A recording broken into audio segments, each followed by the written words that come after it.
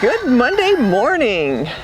Well, all of a sudden it's parka weather, at least for my thin South Florida blood.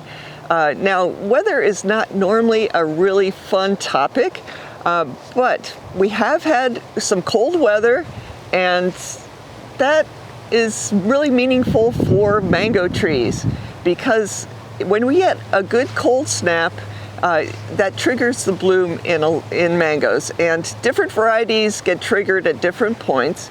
So just having temperatures in the 50s like we have had in the last couple days might not be enough to trigger all of the varieties, but we are hopeful because November is a fine time to trigger a bloom. It's rather normal that we would get a cold snap that would be enough to trigger.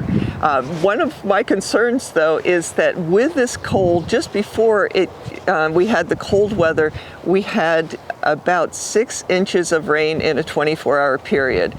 So cold, dry weather seems to trigger bloom more readily than cold, wet weather does.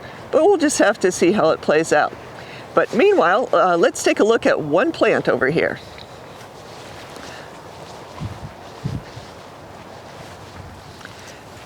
This is Namdok Mai Sai Tong, and we have emerging bloom here, and we have bloom that has some small fruit here. So the Southeast Asian varieties seem to bloom more readily, and sometimes they can bloom in the summer without any cold at all. But the rest of the varieties need the cold, so we'll just have to see if we get some bloom.